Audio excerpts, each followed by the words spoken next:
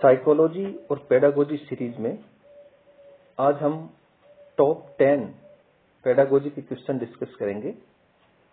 पहला क्वेश्चन है, according to Freud which part of the mind contains sexual and aggressive drives and hidden memories? Options are ego, superego, id, all of these. Freud ने 3 ये जो ego, super ego और ईद में विभाजित किया है। ईद का मतलब होता है, ईद वास्तविक और सुखवादी दृष्टिकोण रखता है। ईद को इससे मतलब नहीं होता कि हम जो कर रहे हैं वो इथिकली राइट है या रॉन्ग है, उसे जो अच्छा लगे वो करना चाहता है। सुपर ईगो हमेशा आइडियल है, आदर्शवादी है, वो एक संत की तरह बिहेव करता है। और ईगो इन दोनों के बीच बैलेंस का काम करता है। यानी ईद की जो खराब इच्छाएं हैं और सुपर ईगो की जो अच्छी इच्छाएं हैं, उन दोनों के बीच ईगो बैलेंस करता है। और इसके लिए ईगो बहुत सारे डिफेंस मैकेनिज्म यूज करता है। तो यहां पे आंसर ईद होगा, क्योंकि सेक्सुअल और aggressive drives and hidden memories Eid में रहती है।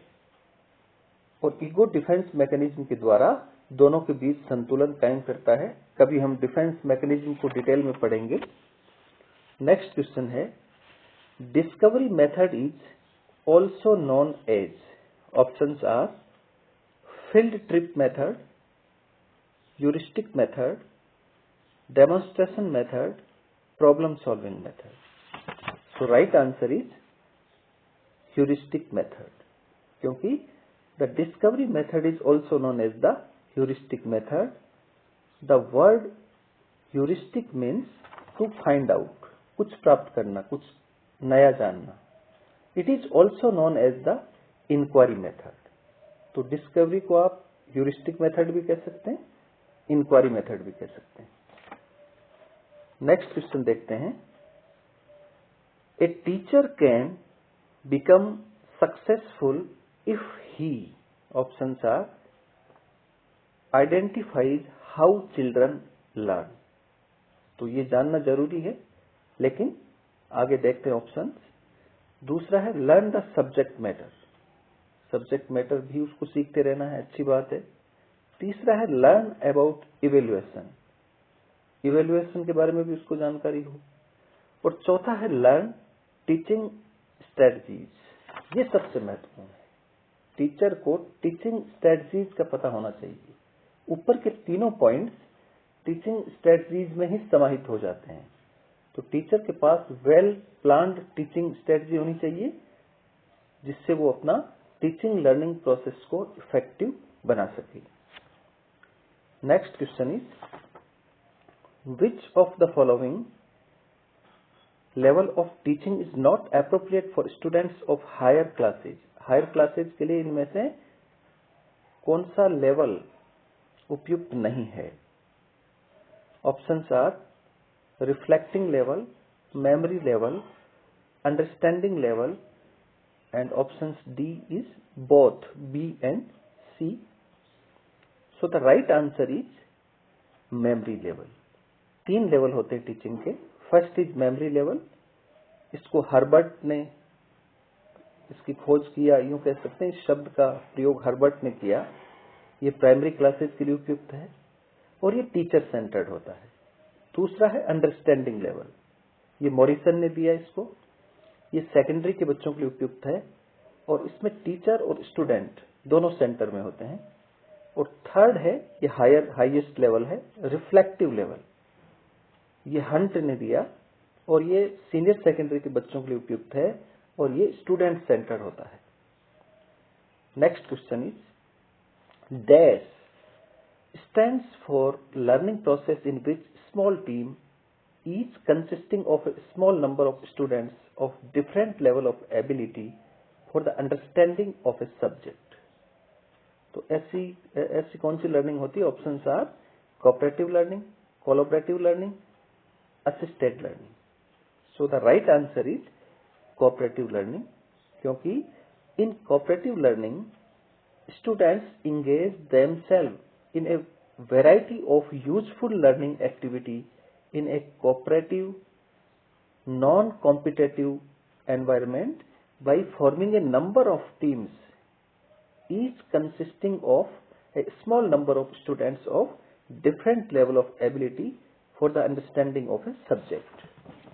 कोलैबोरेटिव लर्निंग में क्या होता है कि बच्चे छोटी छोटी टीम बनाकर, स्मॉल नंबर्स में छोटी छोटी टीम बनाकर काम करते हैं और नॉन कॉम्पिटिटिव एनवायरनमेंट होता है, इसीलिए आपस में वो सहयोग करके सहकारिता के द्वारा ये काम करते हैं. Next question is total time taken in Indian model of micro teaching is. So answer is 36. दो तरह के मॉडल चलते हैं. देखिए, माइक्रो टीचिंग एलन ने आविष्कार किया इसका. उसके मॉडल में 45 मिनट थे टोटल, क्योंकि माइक्रो टीचिंग में कुल एक साइक्लिक प्रोसेस है जिसमें सबसे पहले प्लान किया जाता है और इसके लिए कोई टाइम नहीं होता, इसको घर में करना है. उसके बाद आता है टीचिंग, इसको एलन ने 5 मिनट दिए. फिर फीडबैक, इसको एलन ने 10 मिनट दिए. फिर आता है रीप्लान, उस फीडबैक को देखकर हम वापस रीप्लान करते हैं, उसको 15 मिनट दिए गए. एलन के द्वारा बात कर रहा हूं मैं. उसके बाद री टीचिंग, फिर 5 मिनट और री फीडबैक, फिर 10 मिनट. ये टोटल 45 मिनट होते हैं. लेकिन जो इंडियन प्लान है उसमें 36 मिनट होते हैं. उसमें भी यही साइक्लिक प्रोसेस है. स्टेप्स यही है: plan at home, teaching 6 minute, feedback 6 minute, replan 12 minute, री टीचिंग 6 मिनट और री feedback 6 minute. Total 36 minute. Next question is which of the following teaching strategies cannot be classified under permissive style of teaching? Options are projects, heuristic, review, program instructions. So the right answer is program instruction. ये क्या है? देखिए, दो तरह की teaching style मुख्य रूप से हम मान सकते हैं. एक ऑटोक्रेटिक स्टाइल जिसमें टीचर सर्वे सर्वा होता है, टीचर सेंट्रिक है ये, जिसमें आपके tutorials, programme instructions, demonstrations, lecture, story telling ये आते हैं. दूसरा होता है परमिसिव स्टाइल, जो चाइल्ड सेंटर है, जिसमें बच्चा सेंटर में रहता है. इसमें आपके कई सारी चीजें हो सकती है, जैसे heuristic, project, review, group discussion, brainstorming, independent study, discovery, role playing, assignment और computer assisted instruction, that is CAI. ये सभी परमिसिव स्टाइल माने जाते हैं. Next question is algorithm and heuristics are the strategies of. algorithms और heuristic किसकी strategy है? तो आंसर है आपका प्रॉब्लम सॉल्विंग, क्योंकि प्रॉब्लम सॉल्विंग के दो तरीके हैं प्रॉब्लम को सॉल्व करने के. एक एल्गोरिथम और दूसरा ह्यूरिस्टिक. एल्गोरिथम में क्या होता है कि ये टाइम टेकिंग है, बट आंसर करेक्ट आता है, सॉल्यूशन एग्जैक्ट आता है इसमें. लेकिन ह्यूरिस्टिक शॉर्टकट मेथड है, कई सारे वे से जाते हैं लेकिन आंसर करेक्ट हो ये जरूरी नहीं है. तो ये दोनों तरीके प्रॉब्लम सॉल्विंग मेथड के तरीके हैं. Next question is which of the following is not the principle of teaching? Options are from seen to unseen, from simple to complex, from indefinite to definite, from deduction to induction. तो बाकी सब teaching के maxim है, teaching के principal है, एक नहीं है वो आपको बताना है. तो वो आंसर है आपका D, from deduction to induction. Teaching के बहुत सारे मैक्सिम हैं, जैसे simple to complex, known to unknown, seen to unseen, particular to general, concrete to abstract, whole to part, analysis to synthesis, indefinite to definite, empirical to rational और psychological to logical. आज का last question देखते हैं. Students encountered many conflict situations during their adjustment process. For example, a student wants to admit his mistake in front of the teacher. अपनी गलती teacher के सामने admit करना चाहता है, but at the same time he is afraid of being punished by the teacher. लेकिन उसे डर है कि कहीं टीचर पनिश न कर दे. It is the best explained way. इसका राइट आंसर आपका होगा approach avoidance conflict. Option C is correct, approach avoidance conflict. देखिए 3 तरह के कॉन्फ्लिक्ट होते हैं. पहला होता है अप्रोच कॉन्फ्लिक्ट, यानी मेकिंग ए चॉइस बिटवीन 2 और मोर डिजायरेबल गोल.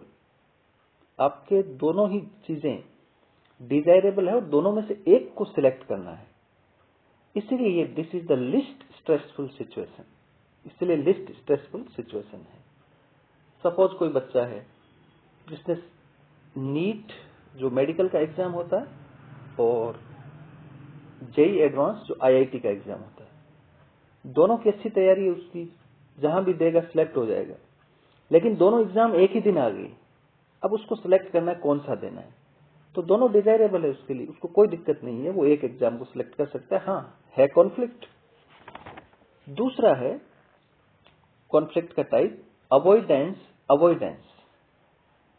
इसमें क्या होता है कि individual is faced with 2 goals both of which are negative. अब दोनों नेगेटिव है, इधर कुआं उधर खाई, और दोनों में से एक सिलेक्ट करना आपको. इस सिचुएशन को कहते हैं अवॉइडेंस. और तीसरा होता है इन दोनों का मिक्स, जैसे कह सकते हैं अप्रोच अवॉइडेंस कॉन्फ्लिक्ट. इसमें क्या होता है कि गोल एक ही है. ऊपर हम दोनों में क्या कर रहे थे कि 2 में से एक चुन रहे थे. जहां अप्रोच में क्या 2 अच्छे में से एक चुन रहे थे, और अवॉइडेंस में 2 खराब में से एक चुन रहे थे. अब यहां क्या होता है कि गोल एक ही है, लेकिन उसके 2 पहलू है, एक पॉजिटिव है और एक नेगेटिव है. जैसे मान लीजिए एक लड़का है जो किसी लड़की को प्रपोज करना चाहता है, बट डर है कि वह रिजेक्ट न कर दे. वो लड़की रिजेक्ट कर देगी तो उससे क्या होगा, वो इस सिचुएशन से बचना चाहता है. ही विशेस टू अवॉइड. तो यहां अवॉइडेंस है इसमें, लेकिन वो होप करता है एक्सेप्टेंस की. यह है अप्रोच कि the quality he wishes to approach.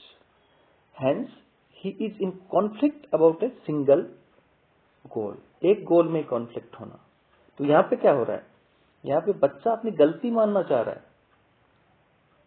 तो गलती मानना चाह रहा है, इसका मतलब अप्रोच में है वो, लेकिन डर है कि टीचर पनिश ना करे, तो ये अवॉइडेंस में है. तो इसलिए हम इसको अप्रोच अवॉइडेंस कॉन्फ्लिक्ट कहेंगे. उम्मीद करता हूं पेडागोजी के ये टॉप 10 क्वेश्चन आपको अच्छे लगेंगे. अगर अच्छे लगते हैं तो चैनल को सब्सक्राइब करिए, बेल का आइकन को प्रेस करिए और वीडियो को खूब शेयर और लाइक करिए. धन्यवाद.